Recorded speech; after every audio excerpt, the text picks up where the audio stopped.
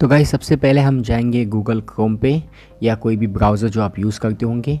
हमें address bar में type करना है evisa.mfa.gov.ua जैसा आपको दिख रहा होगा। उसके बाद आप इस पेज पे आ जाएंगे। इस पेज पे सिटीजनशिप के अंडर में आपको चूज़ करना है आपका सिटीजनशिप। तो मैं चूज़ करता हूँ इंडिया।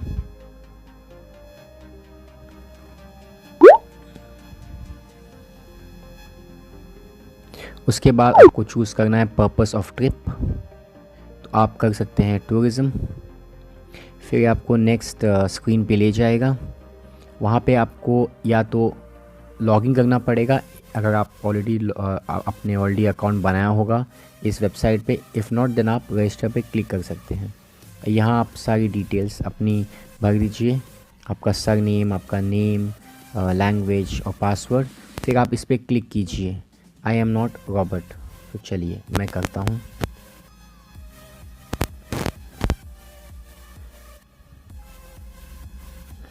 तो मैंने ऑलरेडी अकाउंट बनाया था जब मैं अपने लिए वीज़ा अप्लाई कर रहा था, तो मैं डायरेक्टली लॉगिन करता हूँ जाके।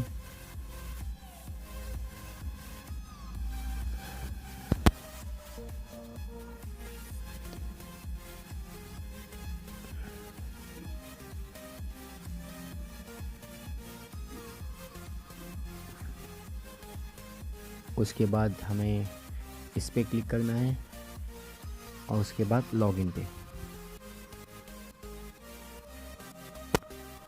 तो जैसा कि देख सकते guys, once you have logged in, like आप एक बार आपने लॉगिन कर दिया है या आपने रजिस्टर किया है, अगर आप न्यू यूज़र हैं और आप फिर लॉगिन करते तो आपको ये स्क्रीन पे आना पड़ेगा।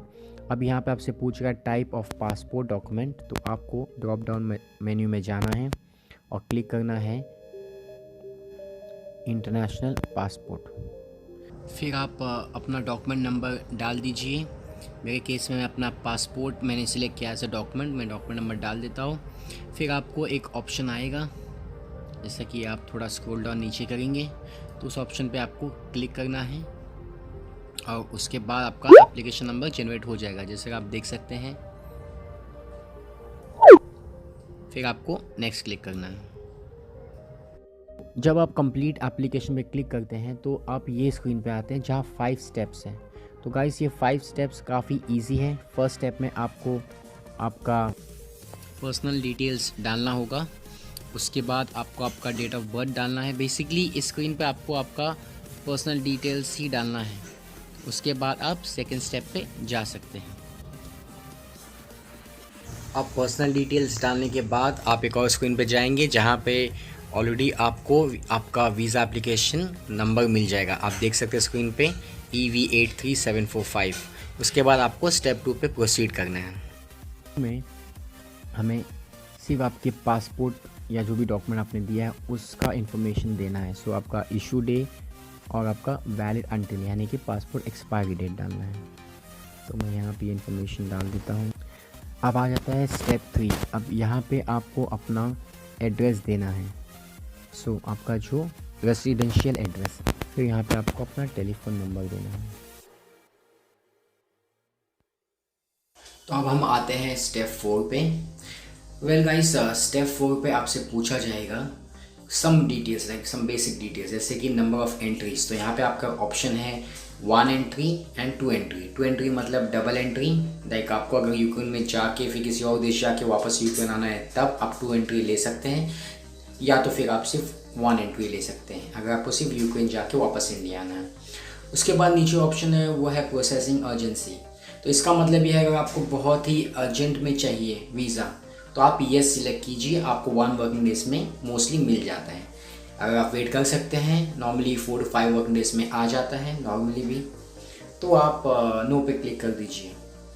उसके बाद आता है intended date of stay in Ukraine. So guys यहाँ पे एक बात नोट कीजिए, आप जो डेट्स मेंशन करेंगे या आपकी जर्नी स्टार्ट डेट और एंड डेट, उतने दिनों के लिए ही आपको यूक्रेन वीज़ा देता है।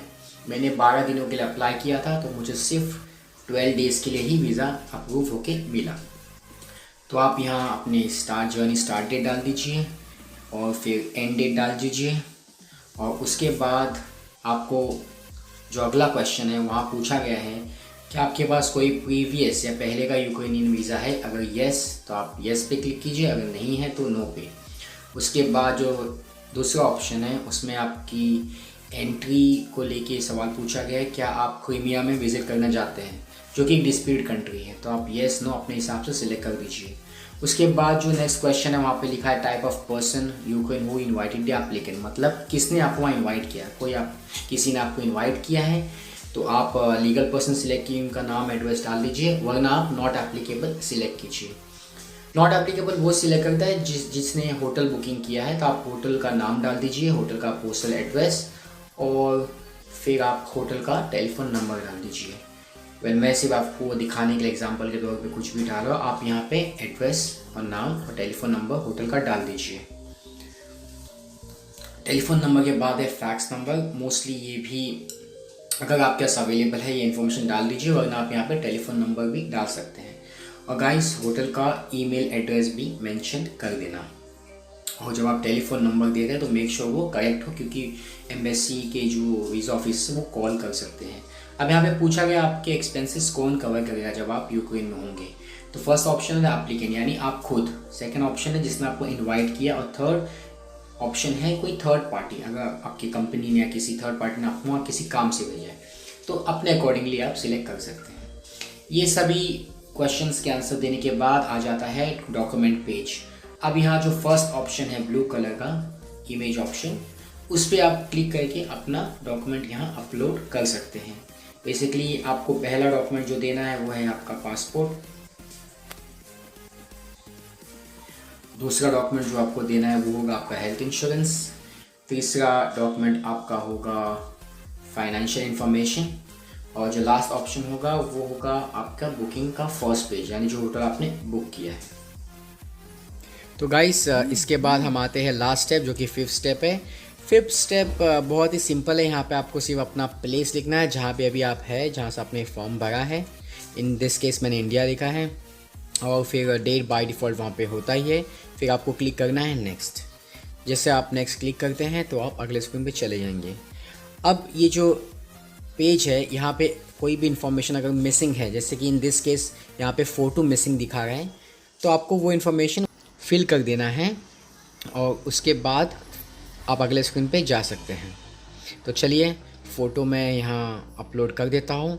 वेल गाइस, फ़ोटो का रिक्वायरमेंट बहुत सिंपल है। फ़ोटो 35x40 mm होना चाहिए और 80% फेस उसमें विजिबल होना चाहिए। यही है इनका रिक्वायरमेंट।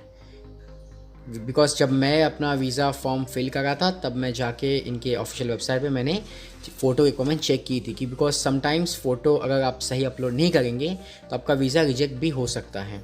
तो चलिए हम फ़ोटो अपलोड कर देते हैं और नेक्स्ट स्टेप पे जाते हैं। ये सब होने के बाद गाइस आपको फॉरवर्ड पे क्लिक करना है। होने के बाद आपको ये पेमेंट स्क्रीन पे ले जाएगा। जैसे आप इस ऑप्शन पे क्लिक करते हैं पे द काउंसलर फ़ी, ये आपको पेमेंट गेटवे पे ले जाएगा। अब वहाँ इसकी फ़ीस है, देखिए गाइस 20 USD यानी कि $20। और अगर आप यूक्रेनियन ग्रीवनास यानी वहाँ की जो करेंसी है उसमें कन्वर्जन देखना चाहते हो तो यहाँ पे लिखा है 535.37 यूक्रेनियन ग्रीवनास। तो यहाँ आपको अपने कार्ड डिटेल्स डालने हैं और उसके बाद आपको सबमिट करना है। तो ऐसे आपकी पेमेंट हो जाएगी और उसके बाद with in 3 to 4 working days, मुझे तो 4th वर्किंग डेज़ में ही मिल गया था। अब मैक्सिमम 3 to 5 वर्किंग डेज़ आप लेके चल सकते हैं। इतने दिनों में आपका वीज़ा डायरेक्टली आपके ईमेल पे आ जाएगा। वहाँ से आप डाउनलोड कर सकते हैं, एक प्रिंट आउट निकाल लीजिए। जब आप एयरपोर्ट पे जाएंगे, जब आप यूक्रेन में आपकी फ़्लाइट लैंड होगी, इमिग्रेशन वाले जब आपको पूछेंगे तो आप ये प्रिंट आउट उन्हें दिखा सकते हैं। और एक इम्पॉर्टेंट इन्फॉर्मेशन गाइस मैं आपको देना चाहता हूँ। जैसे कि आपको पता है कोविड की वजह से सारी मोस्ट ऑफ दी कंट्रीज़ है वो इंडियंस को अलाउ नहीं कर रही है, और आप अगर एयरलाइंस में कॉल करेंगे तो आपको एक्यूरेट इन्फॉर्मेशन नहीं मिल सकती है। गूगल पे काफ़ी सारी इन्फॉर्मेशन है जो कि मिसगाइडिंग है। मेरे साथ ऐसा हो चुका है। आप जाके मेरे चैनल की फ़र्स्ट वीडियो को देख लीजिए जहाँ मैं इंडिया से सर्बिया जा रहा था। मेरी पहली यूरोप ट्रिप थी, बट वो ख़राब हो गई क्योंकि दुबई में मेरी ट्रांजिट अबू धाबी से थी, तो उन्होंने उन लोगों ने मुझे अलाउ नहीं किया, तो टाइम और मनी दोनों वेस्ट हो गया। तो आपके साथ ये ना हो इसलिए मैंने काफ़ी रिसर्च किया है और आपके लिए मैंने ये वेबसाइट ढूंढा है। तो ये देखिए गाइस, ये इस वेबसाइट पे आप जा सकते हैं, मैं इसका लिंक डिस्क्रिप्शन में दे देता हूँ। ये 100% रिलायबल है गाइस, जहाँ तक मैंने अभी तक चेक किया है। बस आपको करना ये है, आपको इस वेबसाइट पे आना है, आपको डिपार्चर कंट्री डालना है। फॉर एग्ज़ाम्पल आप अगर इंडिया से जाने वाले हैं तो आप इंडिया सेलेक्ट कीजिए, फिर यहाँ पे आप डेस्टिनेशन कंट्री डालिए। फॉर एग्ज़ाम्पल अगर मैं यूक्रेन डालूँ, ये हो गया यूक्रेन। आपकी नेशनैलिटी आप डाल सकते हैं। उसके बाद अगर आपकी डायरेक्ट फ़्लाइट है तो आप चेक पे क्लिक कीजिए, लेकिन अगर आपकी फ़्लाइट ट्रांजिट लेते किसी कंट्री में तो आप क्लिक कीजिए ऐड ट्रांजिट कंट्री। अब यहाँ पे आपको ट्रांजिट कंट्री का नाम लिखना है। मेरे केस में वो यूएई था, यूनाइटेड अरब एमिरेट्स। अब मैं यहाँ पे चेक पे क्लिक करता हूँ। डेस्टिनेशन कंट्री होगी मेरी यूक्रेन, तो मैंने यहाँ चेक पे क्लिक किया। तो आप देख सकते हैं गाइस, जैसे ही आप अपनी डेस्टिनेशन कंट्री डालेंगे और ट्रांजिट ऐड करेंगे, अपने इस केस में डेस्टिनेशन कंट्री यूक्रेन है क्योंकि हम यूक्रेन का वीज़ा अप्लाई कर रहे हैं। और यहाँ पे जो कनेक्टिंग जो ट्रांजिट कंट्री है वो यूएई है, क्योंकि मोस्टली अभी 95% फ़्लाइट्स आप चाहे रशिया जाए, यूक्रेन जाए या सर्बिया जाए, मोस्ट ऑफ द कंट्रीज़ के लिए ट्रांजिट यहीं से लेना पड़ रहा है इंडियंस को। तो फर्स्ट आप यूक्रेन की रिक्वायरमेंट चेक कर सकते हैं। तो यहाँ पे लिखा है passengers must have negative report, vaccination certificate, जो भी इंफॉर्मेशन इंपॉर्टेंट है यहाँ पे आप देख सकते हैं। क्वारंटाइन रिक्वायरमेंट्स भी यहाँ पे हैं। Passengers arriving from India could subject to self isolation. More details के लिए आप इस लिंक पे क्लिक कर सकते हैं। एक बार आपको आपकी डेस्टिनेशन कंट्री के बारे में इंफॉर्मेशन मिल गई, फिर आप ट्रांजिट कंट्री की इंफॉर्मेशन देख सकते हैं। यहाँ पे देखिए गाइस, लिखा है border restriction, some travellers are not allowed to enter. तो आप हम यहाँ देखेंगे, तो यहाँ पे लिखा है passengers are not allowed to transit through Abu Dhabi for more than 24 hours and passengers must have confirm airside hotel booking if their transit time exceeds 12 hours. अगर आपकी वहाँ पे जो आपके ले ओवर हैं, जहाँ हम वेट करते हैं कनेक्टिंग फ़्लाइट के लिए, अगर वो 12 आवर से ज़्यादा हैं तो आपको बोथ साइड एयरलाइन टिकट दिखानी पड़े, वो भी कंफर्म। अब गाइस ये बहुत इंपॉर्टेंट इन्फॉर्मेशन है, ध्यान से देखिए। जो अदर लिखा है please check for the requirements as them apply, वहाँ पे क्लियरली मेंशन है flights from India are suspended. So आप अगर कोई भी कंट्री जाते हैं और आपकी फ़्लाइट ट्रांजिट लेती है दुबई या अबू धाबी, लाइक जो भी यूएई है सिटीज़, तो आप प्लीज़ ये इन्फॉर्मेशन चेक कर लीजिए इस वेबसाइट पे आके। ये वेबसाइट बहुत ही एक्यूरेट वेबसाइट है, ताकि आपका टाइम और पैसा दोनों बचे। वेल गाइस, मैंने जो भी इम्पोर्टेंट इन्फॉर्मेशन थी आपको दे दी है। आप होपफुली सब कुछ चेक करने के बाद ही फ़्लाइट टिकट्स बुक करेंगे, क्योंकि इससे आपका पैसा और टाइम दोनों बचेगा। और इन केस फ्यूचर में आपको कोई भी परेशानी होती है, आपको कोई भी वीज़ा इन्फॉर्मेशन चाहिए किसी भी कंट्री के लिए, तो आप मुझे कमेंट्स में पूछ सकते हैं। आप मुझे डायरेक्ट डीएम भी कर सकते हैं इंस्टाग्राम पे, ये स्क्रीन पे मेरा इंस्टाग्राम हैंडल है।